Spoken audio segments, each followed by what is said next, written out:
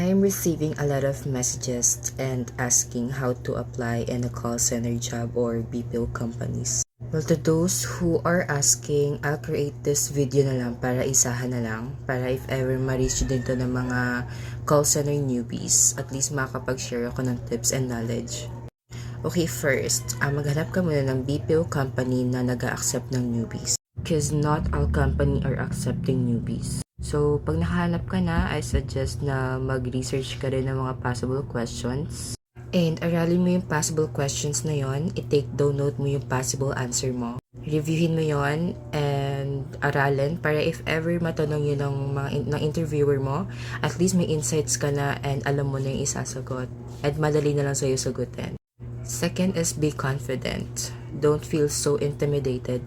I know, normal yung kabahan kasi first time mo magpa-interview, pero I suggest na i-ready mo yung sarili mo. Don't feel so intimidated kasi mararamdaman yan ng interviewer mo kasi kinakabahan ka or kakabahan ka. And pag kinabahan ka na, alam naman natin na mabablanko ka and wala ka na masasagot. So I suggest na be ready bago ka sumampa sa interview. Be confident as much as you can. Third is maghanap ka muna ng virtual process. Para at least if ever hindi ka man makapasa, at least hindi ka masyadong nagsaya ng time and effort mo and lalo-lalo na yung pamasahe. And based on experience, mas okay pag virtual interview for me. Kasi mas hindi ka kakabahan. Yun nga, less hassle, less pamasahe, and hindi ka masasaktan if ever hindi ka man makapasa kasi hindi ka naman hindi ka naman masyadong nagsayang ng time and effort and lalo-lalo na pamasahe. Fourth is yung commitment mo sa work. Okay? Kasi lahat ng interviewers titignan yung commitment mo. Lahat ng itatanong, yes ka lang ng yes. Pero may part dun na parang itatanong nila if may plan ka ba for the next 6 months? Sabihin mo lang no, wala.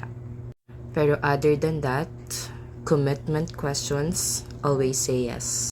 And since newbie ka pa lang, I suggest na if kahit ano man i-offer nila, tanggapin mo muna. Pang start lang. Kasi pag tumawag ka naman na sa BPO, pwede mo na ibenta sarili mo sa mga interviewer. Pwede ka nang tumanggi sa mga ino-offer nila and compensate. So, yun lamang for now. Basic tips lang and basic knowledge for now. If you have other concern and questions, always free to message me or comment on this video. I'm always willing to answer those questions.